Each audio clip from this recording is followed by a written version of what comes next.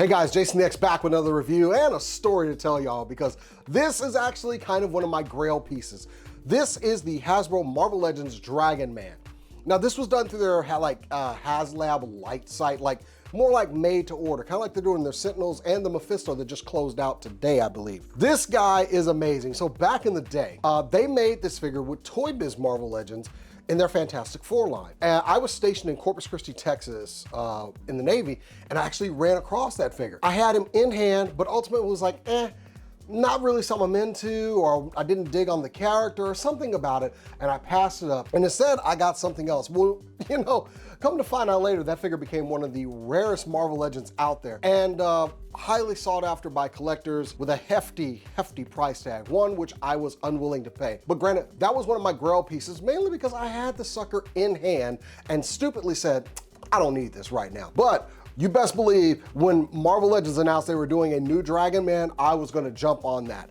And this is it. This is a pretty cool figure.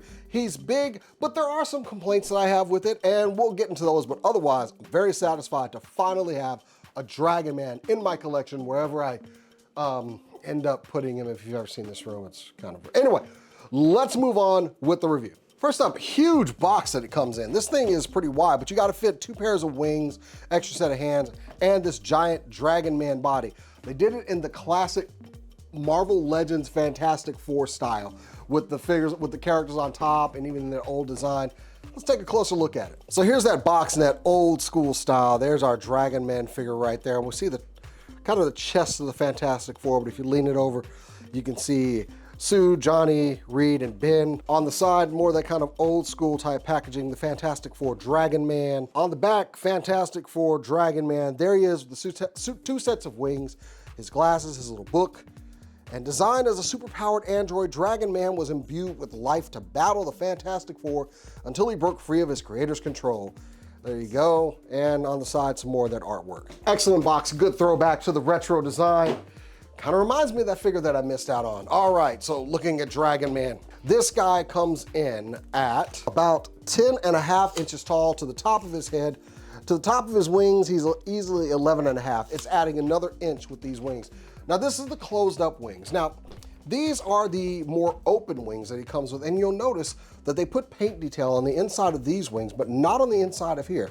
Kind of a weird move. I thought you would have put that consistently across them. These are made out of a very flexible plastic, whereas these seem a little bit stiffer than these. Maybe it's just because it's spread out more, but I like the feel of the wings. He also comes with 2 sets of hands, 2 open and 2 fists, all of them on horizontal grips. He comes with a little Future Foundation book, which we'll look at closer, and the tiniest pair of spectacles. Actually, I think Beast had tinier spectacles, which you can just plant right on his nose there with the greatest of ease. Let's take a closer look. Now from the toes up, this guy looks really good. You got the scales. Look at those hands. You got a little more design on the side with kind of the scaling and the fins. His mouth does open. I did get those glasses in there. They do sit there. But behind those eyes, there are some very nice painted out eyes. He's got his big old cranium, and there are those wings. Very cool looking, just trying to show off all the detail that it can. Some brown trousers there. This guy looks really good. And turning him around, you can see just how long that tail is as it goes up. It is on a very kind of shallow ball joint in there, and it is bendy, but this is about as much bend as I can, and it's good because, like I said, he is a little bit back heavy, and that really helps keep his balance. And there's the back of that head. Good coloring on this guy. I love the paint that they picked, or I'm sorry, the plastic color that they picked out. And this tail is pretty long. We'll measure that out as well.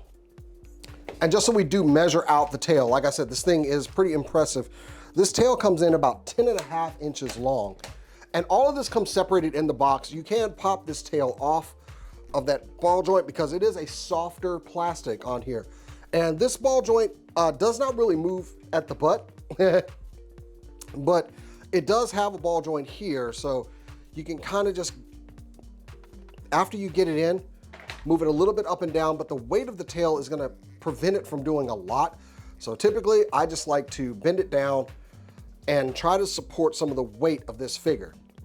The only problem is like, I can feel that it is bendy up here, but it's just not very pliable because the plastic is so thick. I said plastic, I meant rubber. It's a rubberized, whoa, yeah. Let's take a closer look at the accessories that he comes with. It's very back heavy. So just taking a closer look at everything that Dragon Man comes with. First of all, he comes with these very tiny glasses. They do have translucent plastic at the eye portion and just paint it black in the middle, and they just kind of rest on the bridge of his nose. Not very well, so just be careful. He has this Future Foundation book, which is open, and you can make out some detail on the pages. You can't really read it out, but it is cool they did that so that you can have those poses where he's got his glasses on and he's reading out of this book. Pretty cool design. You do get 2 sets of hands, 1 pair of open claws, 3 fingers, and you do get a pair of fists.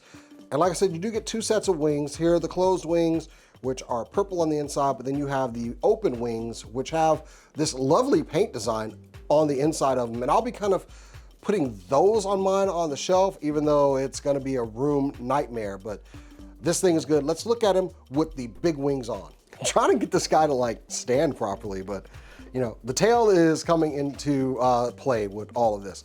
Now, just on the wingspan here, this is measuring about 18 inches across, just kind of like in this relaxed pose. And I really like him with these. The wings with the color look very, very good. The design is very nice on him. Now, looking at the articulation on this guy, he does have toes which hinge down and up. He's got a peg off of the ankle on a joint going into the foot, so we can get a full 360-degree rotation there. Goes up about that far, goes down very, very far, kind of to aid with some of those flight poses if you have a stand that can hold up to this guy. Of course, he is a pinless, articulated figure, double jointed knees, and when I say these guys are they are stiff, man. The knees can go back about that far, not too bad. We do have a cut at the thigh for 360-degree rotation. He can Van Daminate about that far out, not too bad. And the hips will go forward quite a bit. On the legs, I said quite a bit. Why did I say quite a bit? Because it is not that much. He can barely get up to a 45-degree angle. If you get it out a little bit, you can. It's just the crotch piece. And of course, he has the butt plate, so they're not gonna go very far back. Now this tail, as we talked about, it is a rubber tail with a wire going through it. It is a bit articulated at the base, and you're gonna get the most articulation out of it right about at this point.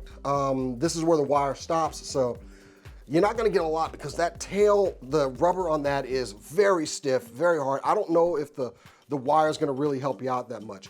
Nothing in the waist articulation, but you do have a ball joint at the bottom of the torso, but you can get a lot with that torso joint. I kind of wish there was a waist rotation, but I guess maybe they had to sacrifice that for the tail or something.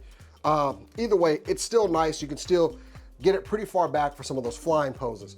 The hands are all hinged horizontally on a peg going into the arm, double jointed elbows with just kind of a soft detented ratchet, can go up about that far. Cut at the bicep for 360-degree rotation. He does have shoulder hinges. So you can go, butterfly joints, why did I say shoulder hinges? And the arms can go out about that far, spin 360 degrees on a peg going into the chest. The head is on a really big ball joint with a hinge that you can get going down about that far, but his chin is really gonna deter some of that articulation in the neck. You can go back about that far, which I really wish he could go back a little bit further, because you know, you can want this guy flying. And most of all, his jaw is articulated. That's, you know what, screw everything else. The jaw is articulated, that's all we wanted. Was the jaw articulated on the original? I don't know. Anybody got that Dragon Man out there? I don't need it now. I don't want it now. How many people sold their Dragon Mans after they saw this was coming out? Because this is probably the better version. Now, we've got them up here. Let's go ahead and do a comparison with some other figures from Marvel Legends. All right, a little bit of a size difference. This is gonna be a big figure. We've got the Maximum Series Hulk, the X-Men animated Wolverine over there. One of the things, I think this is from the, one of the lines that came out. There was like 3 waves of the Fantastic Four. This is the one that's not the Walgreens and not the classic one. And of course, Odin. So as you can see, this guy is huge. He has pretty much got his wingspan over 2 really big figs over here. So yeah, this guy is gonna look great on your Fantastic Four shelf, which is, somebody's gotta come off that shelf so I can put him up there. I don't know, but we're gonna work on it. Now, personally for me, I'm so glad I picked this up, mainly because of that long story I told you about and kicking myself over the years having had a Dragon Man in hand and I did not buy it.